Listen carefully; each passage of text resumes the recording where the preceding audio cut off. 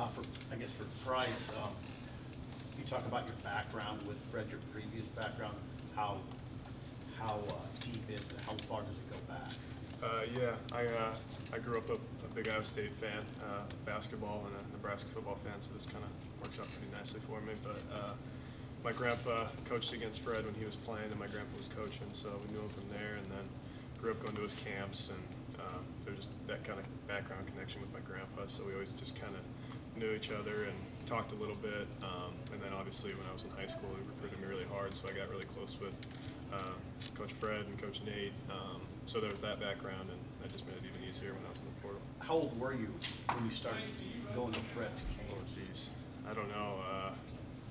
Probably like 6, 7. Yeah, it was really little because I just remember I remember crying when Peyton got traded away from my team, and then I think it was Sam or Charlie that stepped in and got traded for Peyton, so we didn't have to split up. So there's just little connections like that. Sure. They're pretty funny, but yeah, really little. Bryce, how do you see this offense just fitting your game, and then how well it could work together? Yeah.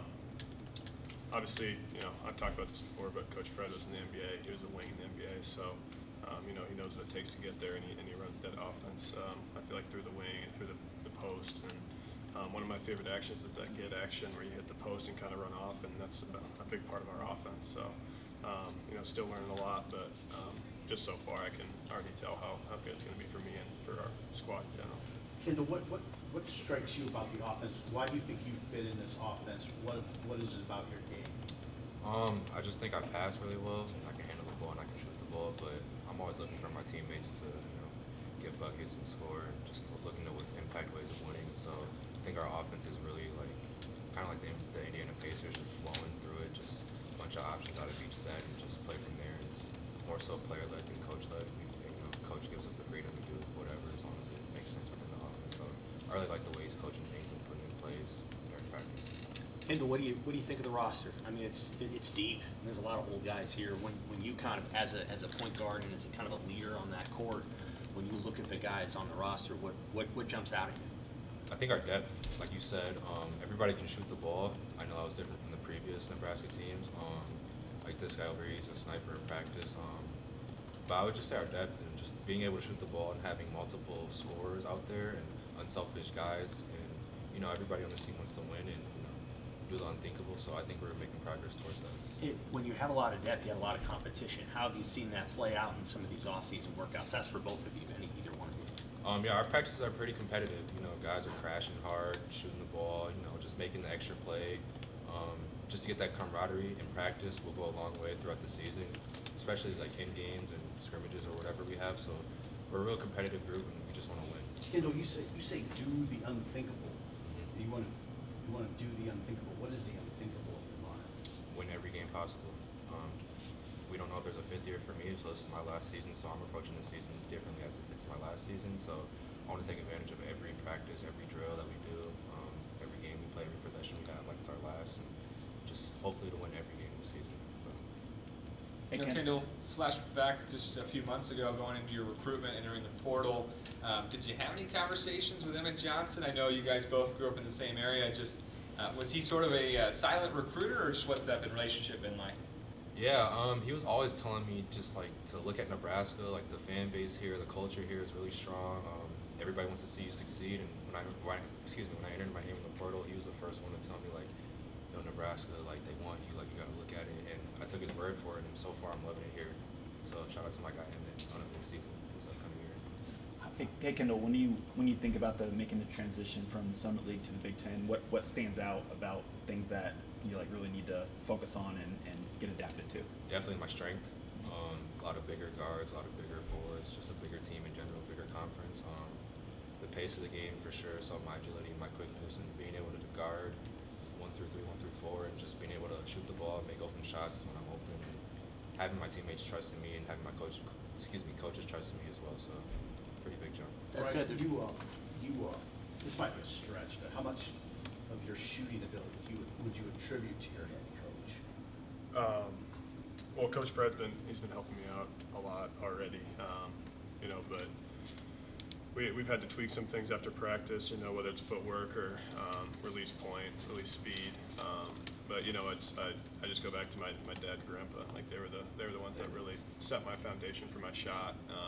So I give all credit to them. Even my mom, you know, she was a great shooter in college as well. So pretty much just my family. That's really been the main thing is for my shot and for my game is it's came from them. Just Fred's background, if you listen to a guy with a background a little more closer than you would others.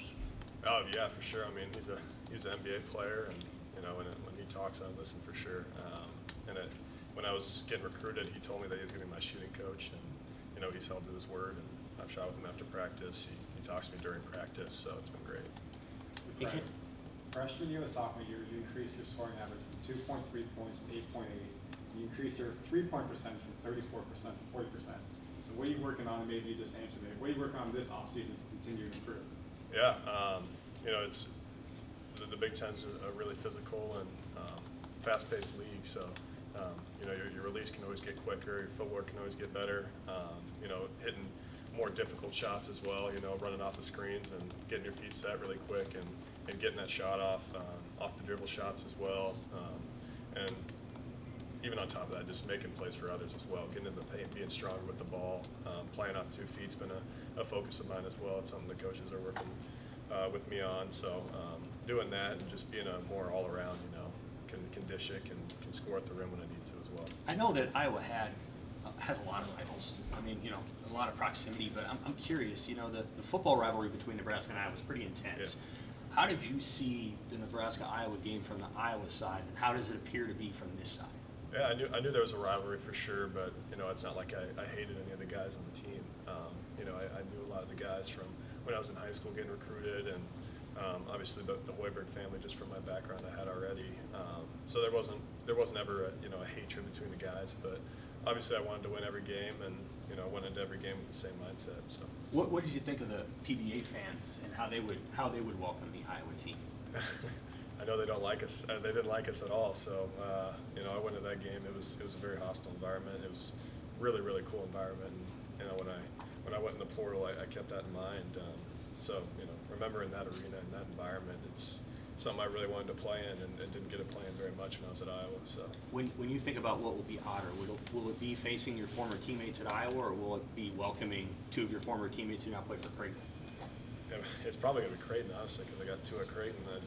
I got 2 left at Iowa still, so it'll be different for sure.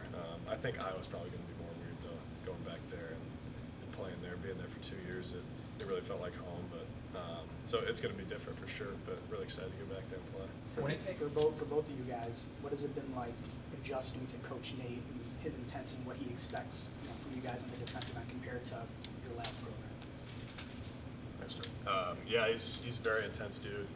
Absolutely love getting coached by him. He's been amazing. You know, texting me a lot. You know, just checking how I'm doing, and really intense with the film as well. I think the film's been a huge part of my growth and our team's growth as well. He puts together a defensive clip on huddle after every practice. So watching that after every night and seeing where we can learn and where I can get better, it's really helped a lot. And his intensity on the court's just different. He's a very intense dude, but he really knows what he's talking about, and we all know it's coming from a good place. So you kind of just have to listen to what he's saying and not how he's saying it.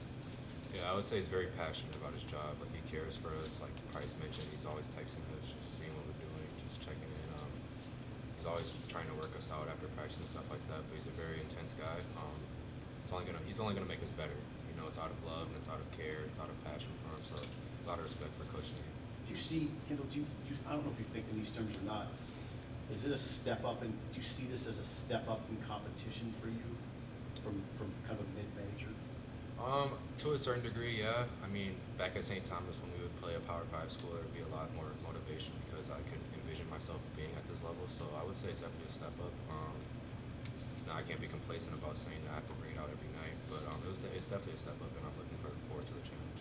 Pryce, when it comes to last year's Nebraska game in Iowa City, is the double dribble, non-double dribble ever joked about between you and Fred? Did it ever get brought up? I think we talked about it at my recruit dinner when I was on a visit here in the portal. Honestly, that's probably the only time we talked about it. You know, it was obviously a double dribble, so can't really much more to be said about it. So just kind of move on from it. But yeah. Even in the moment, were you surprised it wasn't called? Yeah, really was. You can kind of see my face at the end of that clip that they have. It's yeah, I definitely knew it was a double dribble, but got the timeout off or whatever happened. I don't remember, but yeah, that was a pretty crazy play. Kendall, Fred said you're one of the 4 guys taking reps at point guard. How much have you been on the ball versus off the ball so far? I would say I've been very dominant on the ball. When I need a break or a rest, that's when I'm off the ball. But I mean, wherever coach needs me to play, I'm fine with that as long as I'm impacting him. So point guard, shooting guard, whatever he needs me to do, I'm down for it. How do you use your size as an advantage in that particular position? I can definitely see over a bunch of people. Like I said, my passing is one of my strengths, so I definitely try to get my guys open, get them open shots they need, and just protecting the ball, whether it's with my body or my hand or whatever. Just trying to make the right play each rep I get, just to get more comfortable, more confident in myself. Just going along plays of making winning plays. Have you been playing point? Well, how extensive is your point guard background? I handled the ball a lot in high school. Not really. I mean, I handled the ball in college, but I wasn't really dominant point guard my past 3 seasons. So it's definitely new for me, but it's not. It's like a refresher almost. So just adapting to the practice and the plays and knowing all the ups and downs and the X and Y's to it, just is only going to make me better at my position. What stuck out to you guys just about this group as a shooting team, just how you shoot the ball so far?